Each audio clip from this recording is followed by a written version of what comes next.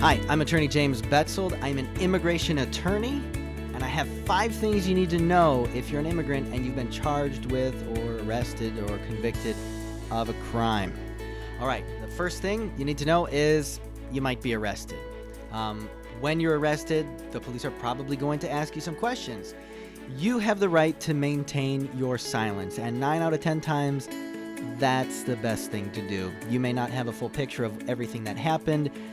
Things that you say may be taken out of context, especially in the heat of the moment, with maybe an investigator or an officer who's trying to just get information. So it's better that you wait until you talk to your attorney before you make any statements to the police. And so that's the first point. State that you want your attorney. Stay silent until you have your attorney to consult with. All right, thing number 2. You will get a court notice. And you will have to appear and be arraigned for the charges that they have brought against you. Now, if you're arrested and you don't bond out, this may happen from jail. You may be transported physically to the court for your arraignment, or it may happen via televideo from the jail as well. Number 3, you will be asked to plead. Well, you'll be asked how you want to plead, I guess I should say. And at the arraignment, especially if you haven't had time to talk with an attorney, your best bet is to say not guilty. Now, nobody's going to be mad at you for pleading not guilty. Most people plead not guilty, even if maybe they're a little guilty. See, at this stage, the judge isn't asking you for a factual statement to admit that you did it or that you didn't do it. That's not how the system works. The judge is asking, at this point in your case, what plea do you want to enter? How do you want to go forward with the case? By entering a plea of not guilty, you're saying that you want the case to proceed. You want the state to put on their evidence. You want to bring witnesses. You want to have an opportunity to talk with your attorney and to form a defense. That's normal. So make sure you do that. Plead not guilty.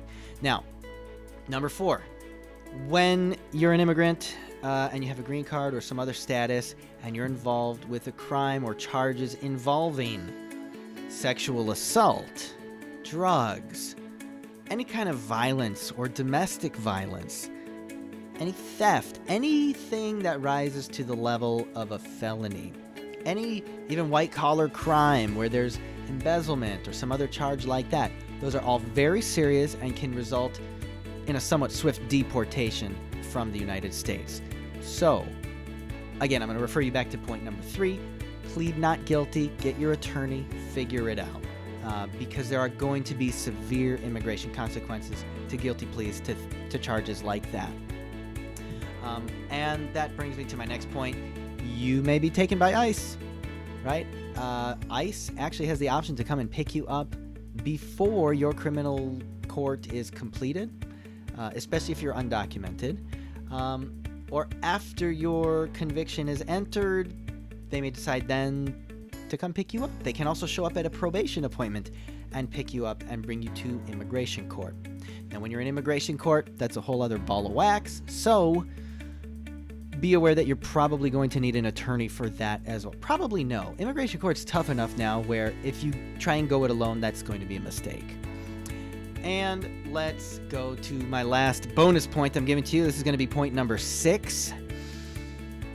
There are immigration consequences to pleading guilty or to being convicted. The court, as per Supreme Court precedent, Padilla versus Kentucky, is supposed to let you know or make sure you know what those are. So, typically the court's not going to advise you of specifics. You're going to have to rely on your attorney. If your attorney is not an immigration attorney, you need to go find an immigration attorney and get a consultation with them, because that law is complex. There's all sorts of types of crimes. There's aggravated felonies. There's high court misdemeanors, which are considered felonies for immigration purposes. There's crimes of moral turpitude. There's drug offenses. Some have exceptions and some don't. So you need to know which one of those might apply to you and how that could affect your immigration future. I'm attorney James Betzold. You can find more information about me and my practice at www.betzoldlaw.com. That's BETZOLD law.com. Thank you.